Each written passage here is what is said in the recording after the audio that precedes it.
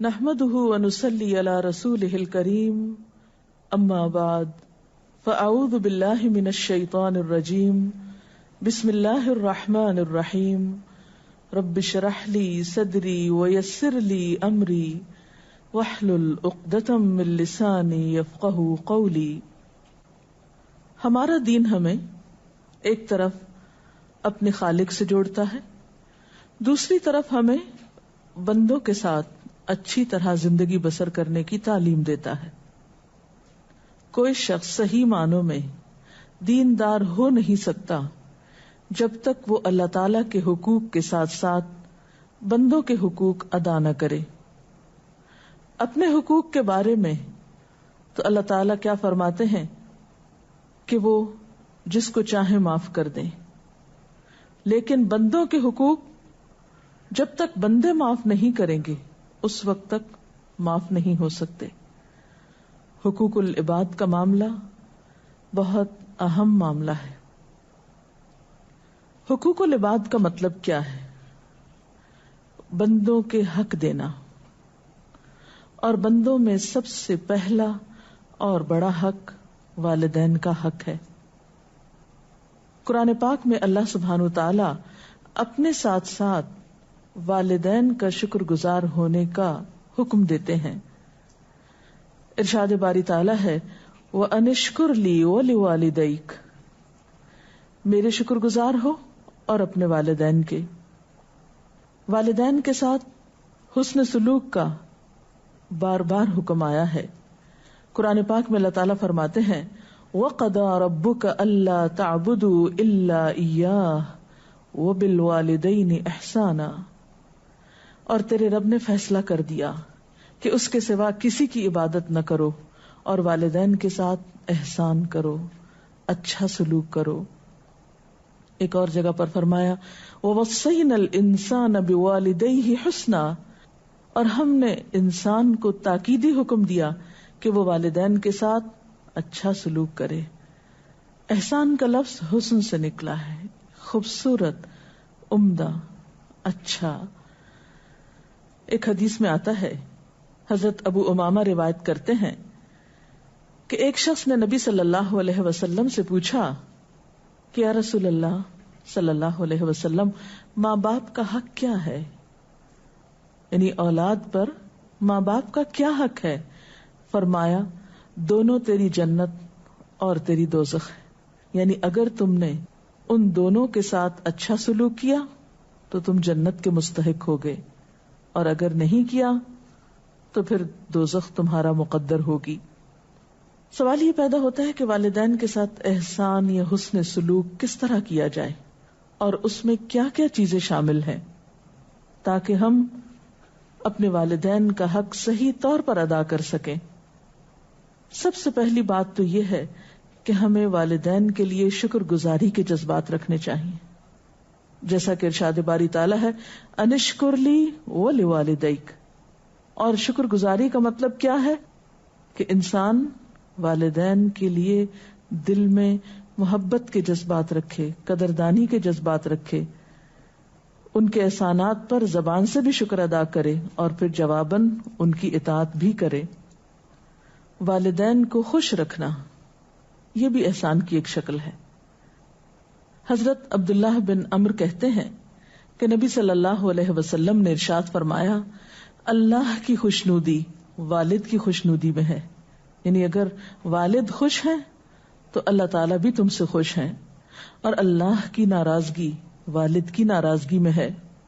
ایک اور حدیث میں آتا ہے کہ ایک آدمی اپنے ماں باپ کو روتا ہوا چھوڑ کر نبی صلی اللہ علیہ وسلم کے پاس ہجرت پر بیعت کرنے کے لیے حاضر ہوا، تو آپ نے اس شخص کو واپس لوٹا دیا اور فرمایا جاؤ اور جا کر ان کو خوش کرو جس طرح تم انہیں رلا کر آئے تھے.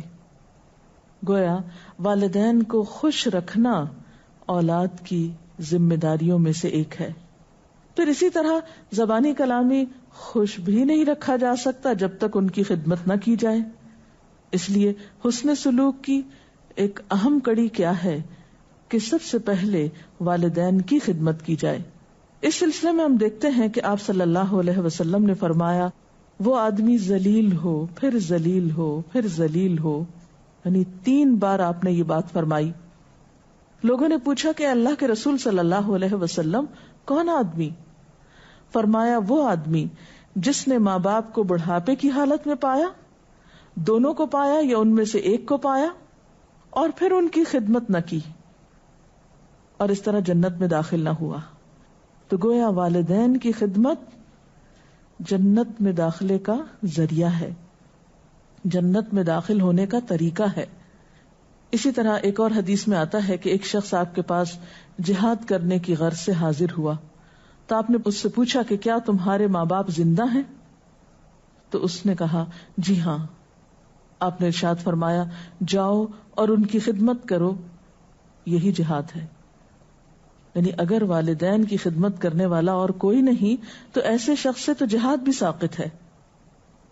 اسی طرح والدین کے ساتھ عاجزی اور انکساری کے ساتھ پیش آنا یہ بھی حسن سلوک میں شامل ہے. قرآن پاک میں اللہ تعالیٰ فرماتے ہیں وَاخْفِضْ لَهُمَا جَنَاحَ الذُّلِّ مِنَ الرَّحْمَةِ، اور ان دونوں کے لیے اپنے کندھے جھکا کر رکھو مہربانی کے ساتھ. یعنی ایک طرف مہربانی ہو اور دوسرے ادب اور احترام ہو. حضرت ابو ہریرہ نے ایک بار 2 آدمیوں کو دیکھا، ایک سے پوچھا یہ دوسرے تمہارے کون ہیں، یعنی یہ تمہارے ساتھ کون جا رہے ہیں؟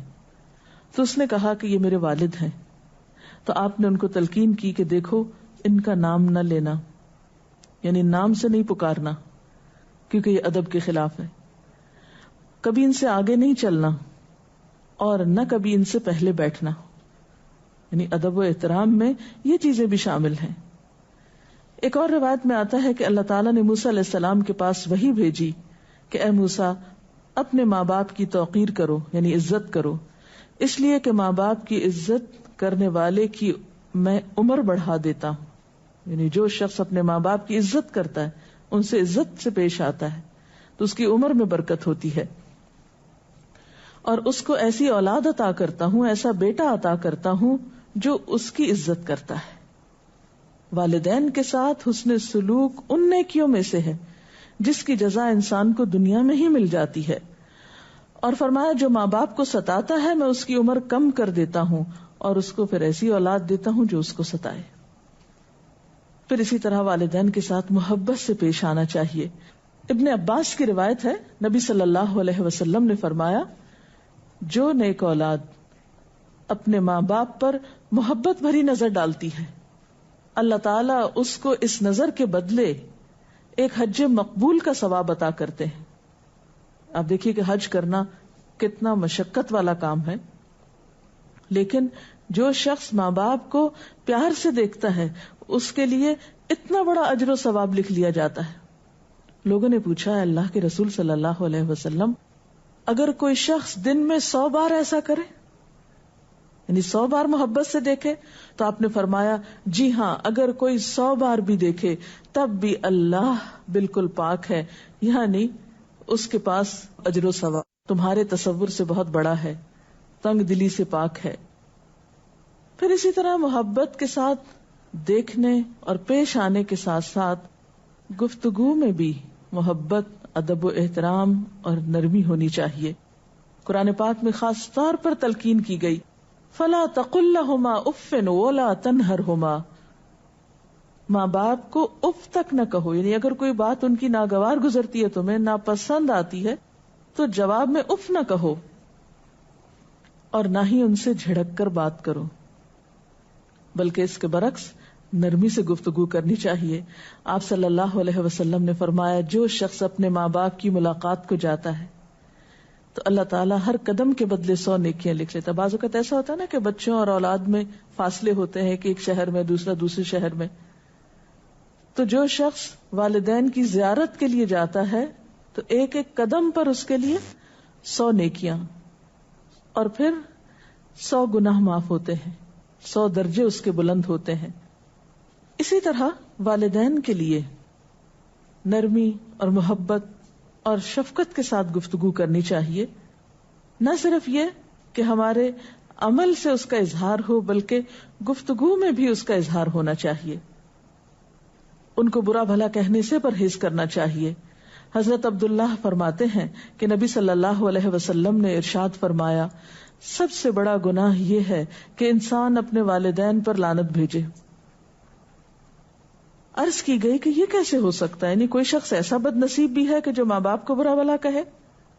تو آپ نے فرمایا کہ ایک شخص کسی کے ماں باپ کو گالی دیتا ہے تو گویا اس نے خود اپنے والدین کو دی، یعنی اگر آپ کسی کے والدین کو دیتے ہیں اور وہ پلٹ کے آپ کے والدین کے، تو آپ سبب بنے اپنے ماں باپ کو برا کہلوانے کے۔ تو گویا ایسے عمل سے بھی پرہیز کرنا چاہیے جس سے براہ راست تو کیا انڈائریکٹلی بھی والدین کے لیے تکلیف اور پریشانی کا سبب نہ بنے۔ پھر اسی طرح والدین کی اطاعت کرنا، ان کی بات ماننا، یہ بھی ضروری ہے، اور نافرمانی سے پرہیز کرنا چاہیے۔ آپ نے فرمایا اپنے ماں باپ کے ساتھ نیکی کرو، تمہاری اولاد تمہارے ساتھ بھلائی کرے گی۔ اسی طرح ایک اور روایت میں آتا ہے، آپ صلی اللہ علیہ وسلم نے فرمایا، کیا میں تمہیں بڑے گناہ کے بارے میں نہ بتاؤں؟ صحابہ کرام نے عرض کیا، کیوں نہیں اے اللہ کے رسول صلی اللہ علیہ وسلم؟ آپ نے فرمایا، سب سے بڑا گناہ یہ ہے کہ انسان اللہ کے ساتھ کسی کو شریک کرے اور پھر اپنے والدین کی نافرمانی کرے۔ اس وقت آپ صلی اللہ علیہ وسلم تکیہ لگائے ہوئے تھے، یعنی ٹیک لگا کے بیٹھے تھے۔ آپ نے تکیہ چھوڑ دیا اور فرمانے لگے، اور جھوٹ بولنا، جھوٹی گواہی دینا، سن لو، جھوٹ بولنا، جھوٹی گواہی دینا۔ اور آپ برابر یہی کہتے رہے یہاں تک کہ ہم نے خواہش کی کہ کاش آپ خاموش ہو جائیں۔ پھر اسی طرح یہ ہے کہ انسان اگر والدین کی نافرمانی کرتا ہے تو اس نافرمانی کی سزا انسان کو دنیا میں بھی ملتی ہے۔ پھر اسی طرح یہ ہے کہ ہمیں والدین کی ضروریات کا بھی خیال رکھنا چاہیے، یعنی صرف زبانی اچھی باتیں کرنا یا وقتی طور پر کوئی خدمت کر دینا کافی نہیں، بلکہ اس چیز پر بھی نظر رکھنی چاہیے کہ وہ کس کس چیز کے ضرورت مند ہیں، اور خصوصاً بڑھاپے میں۔ قرآن پاک میں اللہ سبحانہ وتعالیٰ فرماتے ہیں، یسألونک ماذا ينفقون، لوگ آپ سے پوچھتے ہیں کہ وہ کیا خرچ کریں۔ قل ما انفقتم من خیر فللوالدین، ان سے کہہ دیجئے کہ جو بھی تم مال میں سے خرچ کرو تو والدین کے لیے، یعنی پہلا حق انسانوں میں سے والدین کا ہے۔ والاقربین، اور رشتہ داروں پہ خرچ کرو۔ والیتامی والمساکین، اور یتیموں اور مسکینوں پہ خرچ کرو۔ وابن السبیل، اور مسافروں پہ خرچ کرو۔ تو گویا انسان کے مال کے سب سے زیادہ حقدار اس کے والدین ہیں۔ ایک بار ایک شخص نبی صلی اللہ علیہ وسلم کے پاس آیا اور اپنے باپ کی شکایت کرنے لگا کہ وہ جب چاہتے ہیں میرا مال لے لیتے ہیں۔ آپ نے اس آدمی کو بلایا کہ تم اپنے بچے کا مال کیوں لیتے ہو؟ ایک بوڑھا آدمی لاٹھی ٹیکتا ہوا آپ صلی اللہ علیہ وسلم کے پاس حاضر ہوا اور کہنے لگا، اے اللہ کے رسول صلی اللہ علیہ وسلم، ایک زمانہ تھا کہ یہ کمزور اور بے بس تھا، مجھ میں طاقت تھی، میں مالدار تھا اور یہ خالی ہاتھ تھا، میں نے کبھی اس کو اپنی کوئی چیز لینے سے روکا نہیں۔ آج میں کمزور ہوں، خالی ہاتھ ہوں، یہ مالدار ہے، قوی ہے، اور یہ اپنا مال مجھ سے بچا بچا کے رکھتا ہے۔ اور یہ ایک حقیقت ہے کہ والدین تو خوشی سے اولاد پہ خرچ کرتے ہیں، اور اگر زندگی میں کبھی اولاد کو والدین پہ خرچ کرنا پڑے تو دل تنگ ہونے لگتے ہیں۔ نہیں، والدین کے لیے دل تنگ نہ رکھیے، بلکہ اپنے مال پر اپنی ذات سے زیادہ ان کا حق سمجھیے۔ اور آخری بات یہ کہ انہیں اپنی دعاؤں میں یاد رکھیے۔ والدین کے لیے دعا تو اللہ تعالیٰ نے خود سکھائی ہے، وَقُلْ رَبِّ ارْحَمْهُمَا كَمَا رَبَّيَانِي صَغِيرًا، اور آپ کہیے کہ اے پروردگار ان دونوں پر رحم فرما جس طرح انہوں نے مجھے بچپن میں پالا ہے جبکہ میں چھوٹا تھا۔ تو اللہ تعالیٰ سے دعا ہے کہ وہ ہمیں والدین کا حق ادا کرنے کی توفیق عطا فرمائے۔ اس سلسلے میں اگر آپ کے کچھ سوالات ہوں تو آپ مزید پوچھ سکتے ہیں۔ والدین کے درجے میں اور کون لوگ آتے ہیں؟ والدین کے درجے میں استاد آتے ہیں جو انسان کے روحانی والدین ہوتے ہیں۔ اسی طرح شادی کے بعد ساس سسر بھی والدین کے درجے میں ہوتے ہیں۔ اسی طرح خالہ کو ماں کی جگہ پر بتایا گیا ہے۔ کچھ اور روایات سے میں پتہ چلتا ہے کہ والدین کی زندگی کے بعد والدین کے دوستوں کے ساتھ اچھا سلوک کرنا وہ بھی اللہ تعالیٰ کو راضی کرتا ہے۔ کیا ان سب لوگوں کو دیکھنے سے بھی حج مقبول کا ثواب ملتا ہے یا ان کا درجہ والدین سے ایک درجہ کم ہے؟ بات یہ ہے کہ وہ تو اصل والدین ہی کے لیے حدیث میں آیا ہے، لیکن ان کے ساتھ حسن سلوک بھی اجر و ثواب کا باعث ہے۔ اگر والدین اولاد کو دین سے ہٹ کر کسی بات کا حکم دیں تو پھر ان کے ساتھ کیا رویہ رکھنا چاہیے؟ اب دیکھیے کہ اللہ تعالیٰ کا حق تو بہرحال تمام انسانوں کے حقوق سے بڑا ہے، کیونکہ جتنے احسانات ہم پر اللہ سبحانہ وتعالیٰ کے ہیں کسی اور کے نہیں ہیں۔ قرآن پاک میں اللہ تعالیٰ فرماتے ہیں وَوَصَّيْنَا الْإِنسَانَ بِوَالِدَيْهِ حُسْنًا وَإِنْ جَاهَدَاكَ عَلَىٰ أَن تُشْرِكَ بِي مَا لَيْسَ لَكَ بِهِ عِلْمٌ فَلَا تُطِعْهُمَا۔ ہم نے انسان کو ماں باپ کے ساتھ بھلائی کرنے کی وصیت کی تھی، اگر تیرے ماں باپ تجھے میرے ساتھ شریک کرنے کو کہیں تو ہرگز ان کی بات نہ مان۔ کیوں؟ اس لیے کہ اللہ تعالیٰ کا حق ماں باپ کے حق سے بڑا ہے۔ مخلوق کی اطاعت اسی وقت ہوگی جب کہ وہ اللہ کی فرما برداری میں ہو، نافرمانی میں نہ ہو۔ ماں اور باپ دونوں میں سے سب سے زیادہ حق کس کا ہے؟ دونوں کا ہی حق بہت ہے، لیکن والدین میں سے خصوصی طور پر ماں کا حق زیادہ بتایا گیا ہے۔ قرآن پاک میں اللہ تعالیٰ فرماتے ہیں وَوَصَّيْنَا الْإِنسَانَ بِوَالِدَيْهِ إِحْسَانًا حَمَلَتْهُ أُمُّهُ كُرْهًا وَوَضَعَتْهُ كُرْهًا۔ ہم نے انسان کو ہدایت کی کہ والدین کے ساتھ اچھا سلوک کرے۔ اس کی ماں نے مشقت اٹھا کر اسے پیٹ میں رکھا اور مشقت اٹھا کر اس کو جنم دیا۔ حضرت عیسیٰ علیہ السلام کے بارے میں آتا ہے وَبَرًّا بِوَالِدَتِي وَلَمْ يَجْعَلْنِي جَبَّارًا شَقِيًّا۔ نبی صلی اللہ علیہ وسلم نے فرمایا ان اللہ حرم علیکم عقوق الامہات، کہ بے شک اللہ نے حرام کی تم پر ماؤں کی نافرمانی۔ ایک شخص آپ کے پاس آتا ہے اور پوچھتا ہے مجھ پر سب سے زیادہ حق کس کا ہے؟ فرمایا تیری والدہ کا۔ وہ پھر پوچھتا ہے، آپ نے فرمایا تیری والدہ کا۔ تیسری بار پوچھتا ہے تو آپ فرماتے ہیں تیری والدہ کا۔ جب چوتھی بار وہ یہی سوال دہراتا ہے تو آپ نے فرمایا تیرے والد کا۔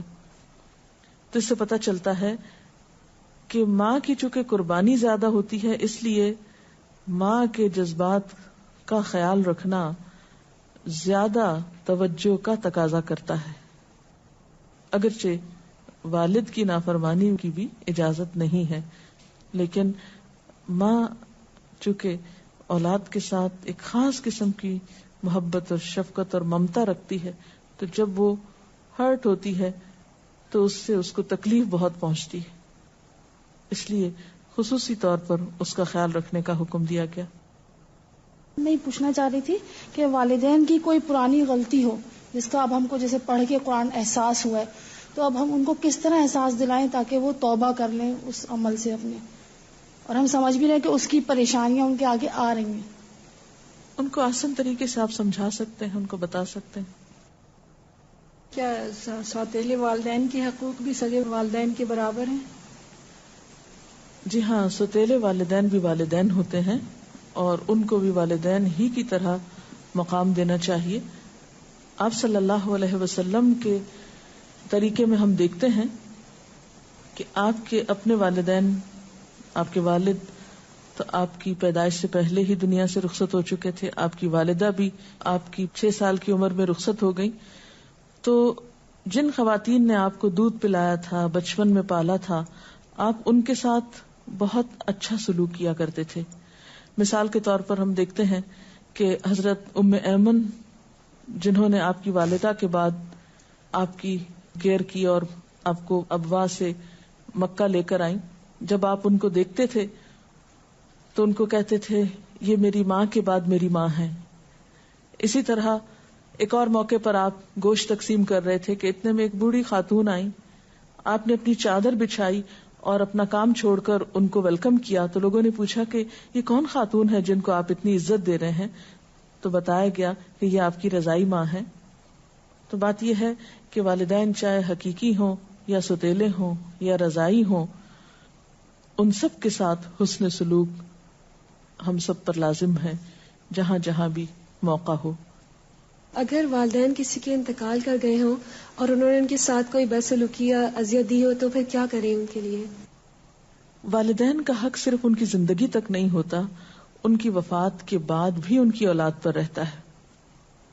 والدین کی وفات کے بعد ان کے لیے نماز جنازہ پڑھنا، مسلسل ان کے لیے دعائے استغفار کرنا، یعنی ان کی بخشش کی دعا کرنا، اگر کوئی وعدہ انہوں نے کیا ہو اسے پورا کرنا، کوئی نظر مانی ہو اسے ادا کرنا، ان کے دوستوں کا احترام کرنا، ان کے رشتہ داروں کا خیال رکھنا، یہ سب کچھ اولاد کے ذمہ آتا ہے. اسی طرح بعض اوقات ایسا ہوتا ہے کہ انسان سے والدین کے حق میں نافرمانی ہو جاتی ہے، پھر اگر وہ فوت ہو جائیں بعد میں کبھی احساس ہونے لگتا ہے تو پھر انسان بے حد نادم ہوتا ہے. تو ایسی صورت میں پھر وہ کیا کرے؟ اس صورت میں اسے والدین کے لیے کثرت سے دعا کرنی چاہیے، ان کی طرف سے صدقہ خیرات کرنا چاہیے اور ان کے رشتہ داروں کے ساتھ اچھا سلوک کرنا چاہیے. ایک حدیث میں آتا ہے کہ جب انسان فوت ہو جاتا ہے تو اس کا عمل ختم ہو جاتا ہے. 3 چیزیں بعد میں بھی فائدہ دیتی ہیں، جن میں سے ایک نیک اولاد جو والدین کے لیے دعائیں کرتی ہے. اسی طرح ایک اور حدیث میں آتا ہے کہ کسی شخص کے ماں باپ دونوں فوت ہو جاتے ہیں یا ایک، اور وہ ان کا نافرمان ہوتا ہے، مگر بعد میں وہ ان کے لیے استغفار اور دعا کرتا رہتا ہے یہاں تک کہ اللہ تعالیٰ اس کو نیکوکار لکھ لیتا ہے. یعنی بعد میں ان کے فوت ہونے کے ان کے لیے استغفار کرنا ان کوتاہیوں کا کفارہ بن سکتا ہے جو زندگی میں والدین کے ساتھ کی گئی ہوں. تو اللہ تعالیٰ سے دعا ہے کہ وہ ہمیں والدین کا حق پہچاننے والا بنائے. وآخر دعوانا ان الحمد للہ رب العالمین. سبحانک اللہم وبحمدک نشہد ان لا الہ الا انت نستغفرک ونتوب الیک. والسلام علیکم ورحمۃ اللہ وبرکاتہ.